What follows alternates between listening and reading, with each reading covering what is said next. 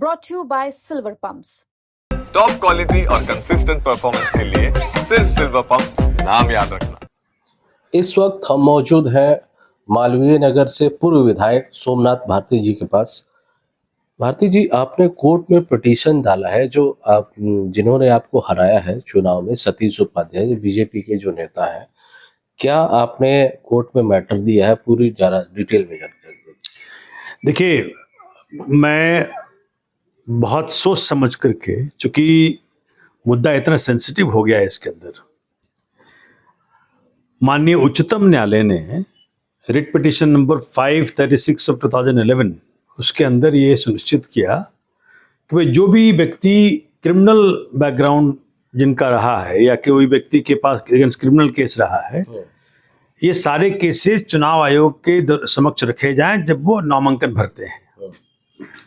तो एक केस मेरे संज्ञान में आया जो कि अपने आप में सेंसिटिव है, क्योंकि एक आदिवासी महिला ने, जो भाजपा की कार्यकर्ता है, सतीश उपाध्याय जी वहाँ मध्य प्रदेश में सह प्रभारी रहे हैं, तो इनके कार्यकाल में का हवाला देते हुए इस महिला ने इन पर सेक्सुअल एक्सप्लॉइटेशन का इल्ज़ाम लगाया है।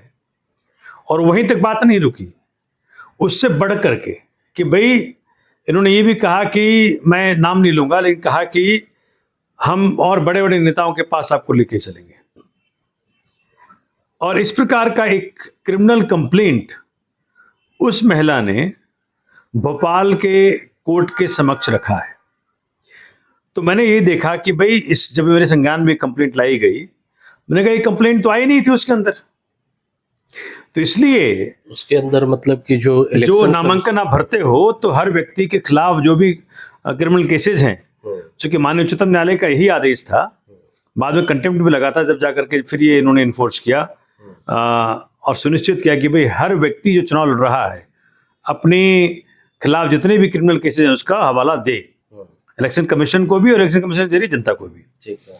तो इसलिए केस आज लगा हुआ था हाईकोर्ट में, और वो मुझे पढ़ करके, सोच करके, विचार करके बहुत तकलीफ हुई अंदर तक कि मैं तो वो काम कर रहा हूं जो भाजपा को करना चाहिए था।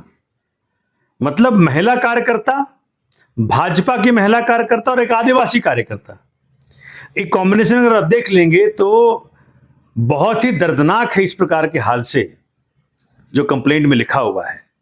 इसलिए आज माननीय उच्च न्यायालय के सामने समक्ष ये इलेक्शन पिटीशन आई थी और उसमें ये बातें हमने रखी। अब देखिए, मामला तो ये बहुत सेंसिटिव और गंभीर भी है। आप कोर्ट में गए हैं, आप एक वकील भी हैं।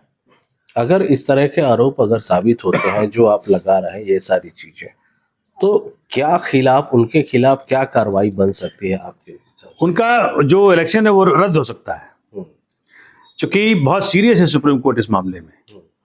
नंबर 2, मतलब भाजपा जो है इस प्रकार के व्यक्ति के साथ क्या करती है ये जानने के बाद ये अब देखने लायक होगा। क्या भाजपा अपने महिला कार्यकर्ताओं के लिए, अपने आदिवासी कार्यकर्ताओं के लिए खड़ी होती है या सतीश उपाध्याय जी के लिए खड़ी होती है? ये बड़ा इंटरेस्टिंग रहेगा। सब पूरे देश को जानना चाहिए और उनको समझ में आना चाहिए कि भाजपा क्या कर रही है।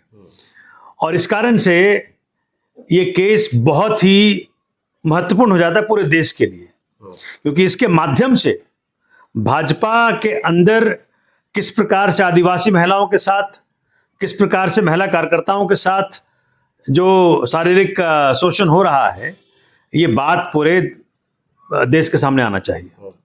अच्छा, ये जो अब आप आरोप लगा रहे हैं, अब ये तो चलिए कानूनी बातें हो गई, ये आरोप आप लगा करके कोर्ट में गए हैं। अब सवाल ये है कि इस पूरे मामले में महिला तो सामने नहीं आ रही, अभी तक नहीं आई है, लेकिन क्या आप राजनीतिक फायदे के लिए सतीश उपाध्याय के खिलाफ? नहीं, देखिए, राजनीतिक फायदा क्या होगा हमारा इससे?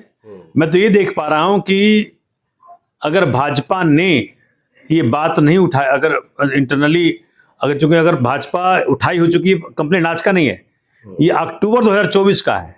अच्छा। तो कंप्लेंट पुराना होने के बावजूद अगर भाजपा ने इनके खिलाफ एक्शन नहीं लिया और टिकट दे दी इनको, इसका मतलब है कि भाजपा महिलाओं को लेकर के, महिला कार्यकर्ताओं को लेकर के, आदिवासी कार्यकर्ताओं को लेकर के ये सीरियस नहीं है।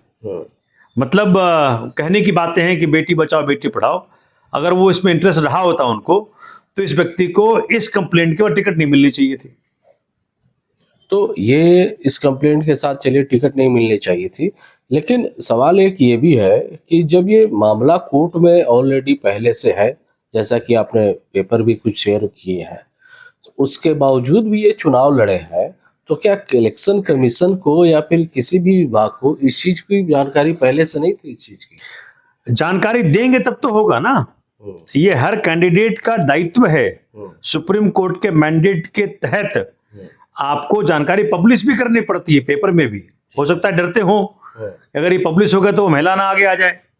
तो मुझे लगता है कि अभी और चीजें निकल के आएंगी धीरे धीरे करके, क्योंकि वो महिला गरीब परिवार से है, आदिवासी परिवार से है, मध्य प्रदेश में इनकी सरकार है, ये भाजपा के मध्य प्रदेश के सह प्रभारी हैं, तो इनका एक रुतबा रहा है मध्य प्रदेश में, तो हो सकता है ऐसे डरती भी हो महिला। तो शायद अब हमारी आवाज उठाने के बाद वो महिला बाहर आ सकती है। यानी आपका आरोप ये अगर कहा जाए तो ये दूसरा आरोप है, क्योंकि आप आरोप ये भी लगा रहे हैं कि वो केस आगे कंसीड ना कर पाए और डर की वजह से, जान माल के नुकसान के डर की वजह से। कुछ भी हो सकता है। देखिए, क्योंकि सत्ता के लोलुपता में आदमी क्या कदम आगे बढ़ाता है ये तो हम सब जानते हैं, इस देश के अंदर क्या क्या हो रहा है। और सतीश उपाध्याय जी को पार्टी से निकाले। अच्छा, आपकी क्या उस महिला से बातचीत हुई है, या फिर अगर जो आप कोर्ट में गए हैं तो इसके अलावा कोर्ट जो है वो एविडेंस भी मांगती है? हमने वो देखा भी उसमें कि कई सारी बातें जो है वो कोर्ट में सबमिट करने वाली बात कही गई है, व्हाट्सएप चैट है, रिकॉर्डिंग है, ये सारी चीजें। तो ये सब चीजें कैसे आप सब? देखिए, क्या है कि ये तो एक ग्राउंड है जो हमने लिया है कि भाई इनका इलेक्शन रद्द किया जाए। जब एविडेंस के स्टेज पे पहुंचेंगे तो बाकी और सब कुछ दिया जाएगा। अभी तो हमने पिटीशन दाखिल किया है, जो एविडेंस का स्टेज भी आएगा वहां हम इसको प्रोड्यूस करेंगे, और बात यहीं तक नहीं, बात बहुत दूर तक जाएगी जब निकलेगी। तो इसलिए भाजपा इसका संज्ञान आज ले ले तो बेहतर होगा।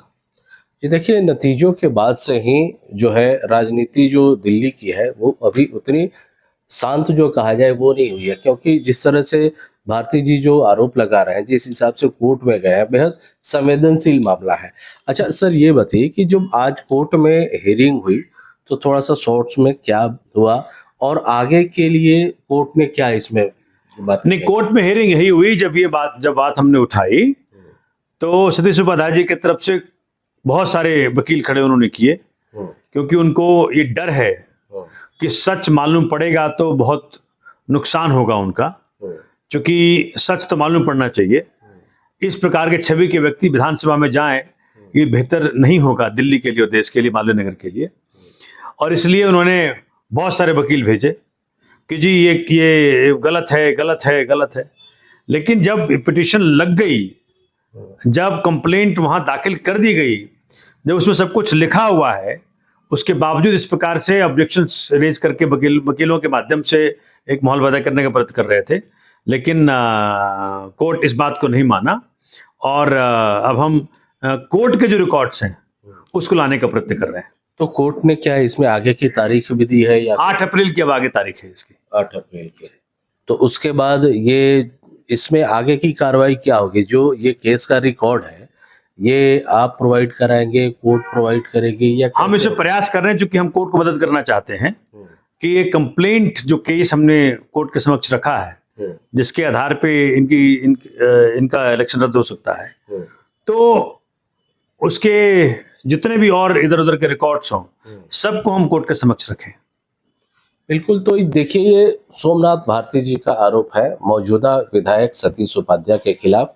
उनके खिलाफ जो मुकदमा है भोपाल में, अपने नामांकन के दौरान उन्होंने उस केस का जिक्र नहीं किया, और इसको लेकर के ये कोर्ट गए हैं। मामला अभी कोर्ट में है, कोर्ट संज्ञान लेगा, जांच होगी, जब हियरिंग होगा तो पता लगेगा इस पूरे मामले में क्या सच और झूठ सामने आ रहा है। अमरदीप कुमार, दिल्ली तक।